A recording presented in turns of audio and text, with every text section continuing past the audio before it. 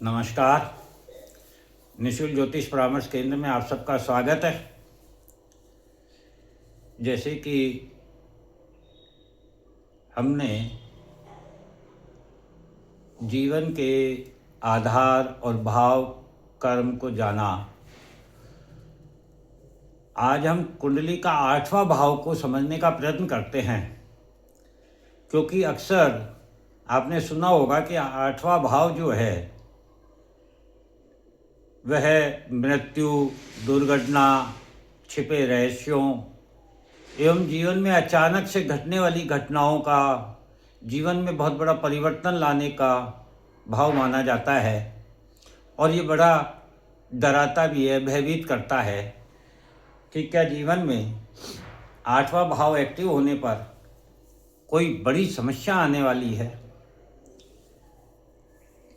तो काल पुरुष की कुंडली में यदि आप 8वें भाव में देखेंगे तो 8 नंबर की राशि होती है। 8 नंबर राशि अर्थात वृश्चिक राशि, और वृश्चिक राशि के स्वामी मंगल हैं।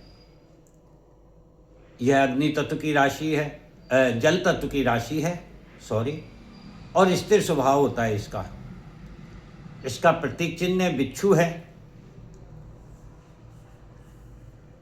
8 नंबर जो वृश्चिक राशि है, इसके कोल और केतु होते हैं, और शनि को 8 नंबर वृश्चिक राशि 8वें भाव में शुभ माना गया है, क्योंकि वह आने वाली समस्याओं को स्लो कर देते हैं।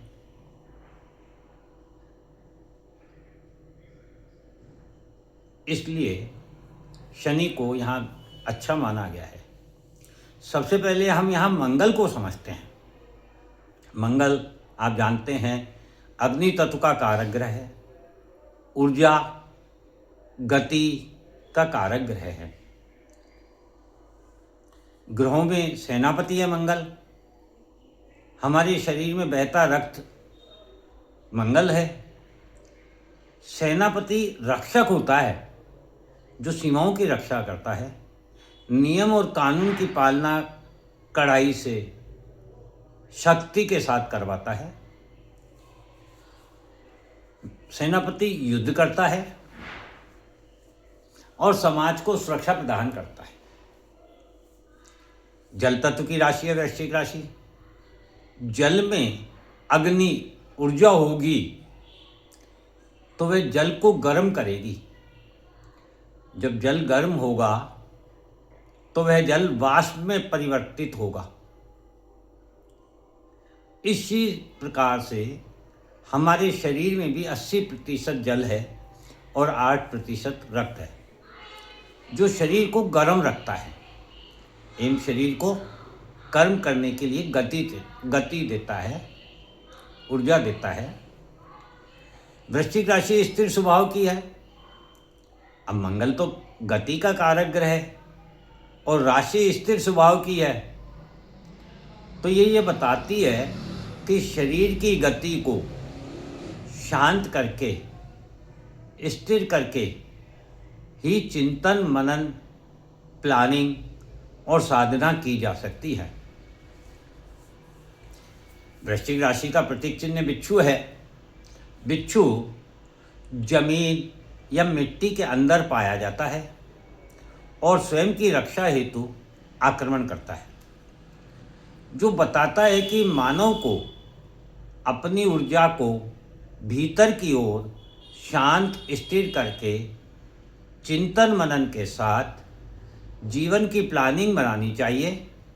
उग्रता, क्रोध, जल्दबाजी में मन अस्थिर होता है, जो बेचैनी देता है, निर्णयों में अस्थिरता देता है। बेचैनी एवं अस्थिर निर्णयों के साथ ऊर्जा का सदुपयोग और सुरक्षा संभव नहीं है। अब इस वृश्चिक राशि के कोलोड उपस्वामी केतु है। केतु को कुजवत माना गया है। कुजवत यानी मंगल। केतु का जब हमने अध्ययन किया था तो हमने बताया था कि आंतरिक ऊर्जा केतु है और बाहरी ऊर्जा राहु है। केतु जड़ है, मूल है, प्लेटफॉर्म है, नींव है। तो जो मानव की जीवित अवस्था वह आंतरिक ऊर्जा ही तो है।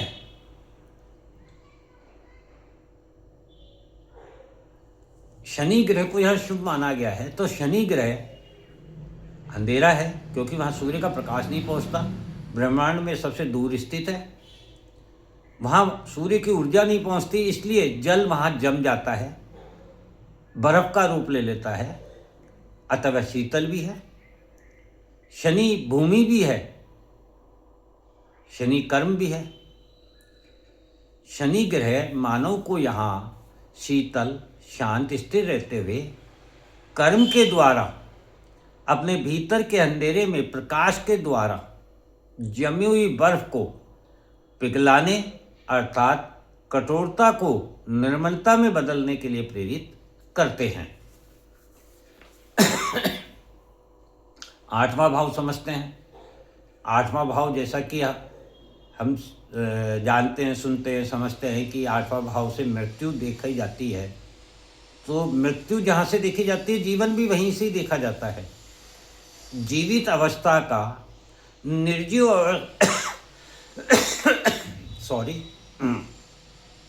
निर्जीव अवस्था में बदलना मृत्यु कहलाती है। अर्थात किसी भी पूर्व परिस्थिति का पूर्ण रूप से बदल जाना ही मृत्यु है उस परिस्थिति का। जब हमने सप्तम भाव का विचार किया था तो बताया था कि यह भाव समाज, जीवन साथी एवं व्यापार का होता है। यह भी बताया था कि यह भाव व्यक्ति का संपूर्ण जीवन बदल कर रख देता है।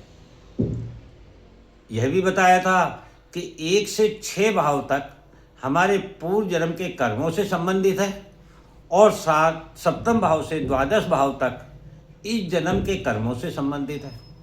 यानी हमारा इस जन्म का कर्म 7 भाव से ही शुरू होता है, जिससे समाज, जीवन साथी और व्यापार को देखा जाता है। अर्थात पूर्व जन्म से वर्तमान जन्म के कर्मों में परिवर्तन करना ही सप्तम भाव दिखाता है। समाज, जीवन साथी और व्यापार का जब ये भाव है सप्तम भाव, तो व्यक्ति समाज, जीवन साथी, व्यापार से जुड़ता है। इस भाव में आकर तो अचानक से उस व्यक्ति की सोच विचार, जिम्मेदारी, रिश्ते सब कुछ बदल जाते हैं।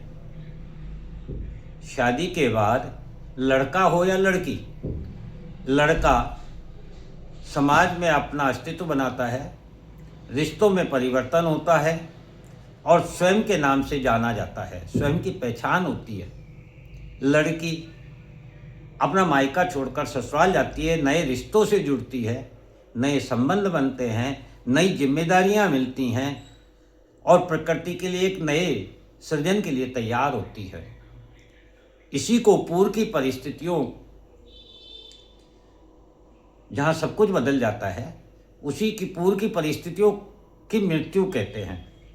जो पहले था वह बदल गया, सब कुछ बदल गया, सोच विचार, जिम्मेदारी, रिश्ते, स्थान। तो पहले वाली जो थी सभी परिस्थितियां बदल गई। तो पहले वाली परिस्थितियों की जब मृत्यु हुई तो नई परिस्थितियों का जन्म हुआ। आठवां भाव दुर्घटना का भी है। दुर्घटना यानी जो घटना पूर्व की परिस्थिति को बदल दे उसे दुर्घटना कहते हैं। छिपे रहस्यों का है। जब व्यक्ति स्वयं की स्वतंत्रता त्याग कर समाज, जीवन साथी, व्यापार के अधीन होता है तो उसे जीवन में संघर्ष के रूप में छिपे रहस्य उसके सामने आते हैं कि उसे समाज में संघर्ष करना होता है जीवन यापन के लिए, अपने रिश्तों को बनाए रखने के लिए और नई प्रगति की ओर बढ़ने के लिए। इस प्रकार से आठवां भाव पुरुष स्त्री दोनों के जीवन को पूर्ण रूप से बदलकर परिपक्व एवं जिम्मेदार बनाकर नए समाज के निर्माण के लिए शांति एवं स्थिरता के साथ चिंतन मनन करके प्लानिंग के साथ भविष्य की खोज प्रगति के लिए कर्म करने को प्रेरित करता है। आठवां भाव हमें यह समझाता है भविष्य की खोज करना, जीवन के दायित्वों एवं कर्तव्यों को पूर्ण करने हेतु कर्म करना, संघर्ष करना ही तो साधना है। आठवां भाव यदि हमारे भविष्य की खोज करने का है तो फिर बुरा कैसे हो सकता है? नई संभावनाएं जो भाव दे रहा हो वह बुरा कैसे हो सकता है? बुरा इसलिए है क्योंकि मानव आराम पसंद होता है, उसे अपने कंफर्ट जोन से बाहर आकर संघर्ष करने में कष्ट महसूस होता है। स्वयं की स्वतंत्रता का त्याग करना और पराधीन होना मानव को कष्ट देता है, इसीलिए आठवां भाव बुरा माना जाता है। शांत स्थिर स्वभाव के साथ चिंतन मनन करते हुए पूर्व जन्म के जो ऋण रोग शत्रु है उनसे मुक्त होकर नए भविष्य के निर्माण करने हेतु कर्म करना ही आठवां भाव बताता है। आठवां भाव वैज्ञानिक, सर्वेक्षण, अंकेक्षण, ऑडिटर जिसे कहते हैं, सर्जन जो ऑपरेशन करते हैं डॉक्टर, ज्योतिषाचार्य, वैद्य, इंजीनियर, ये सब बनाता है आठवां भाव। आठवां भाव ब्रह्मांड का ज्ञान देता है, पृथ्वी के भीतर का ज्ञान देता है, भविष्य की उपयोगिता का ज्ञान देता है, हिसाब, लेन देन, बही खातों में जो छिपे रहस्य हैं उनका ज्ञान देता है, शरीर के अंगों में परिवर्तन का ज्ञान देता है, जड़ी बूटियों का ज्ञान देता है, ऊर्जा तरंगों की ध्वनि का ज्ञान देता है। इसलिए आठवां भाव हमारे जीवन को पूर्ण रूप से बदलने का श्रेष्ठ भाव है, जो संपूर्ण परिवर्तन के साथ भविष्य की संभावनाओं को जानने का भाव है। जरूरत है केवल हमें स्थिर और शांत होकर कर्म करने की। आठवां भाव हमारे लिए शुभ परिणाम लाएगा। आठवां भाव केवल बुरा इसलिए है क्योंकि व्यक्ति अपने कंफर्ट जोन से बाहर नहीं आना चाहता, संघर्ष नहीं करना चाहता, तब आठवां भाव विपरीत प्रभाव देता है। इस प्रकार से आज हमने आठवें भाव की जो खूबसूरती है, जो उपयोगिता है, उसे जाना, समझा। इसलिए आठवें भाव से डरने की जरूरत नहीं है, इसे समझने की जरूरत है। जय हिंद, जय भारत।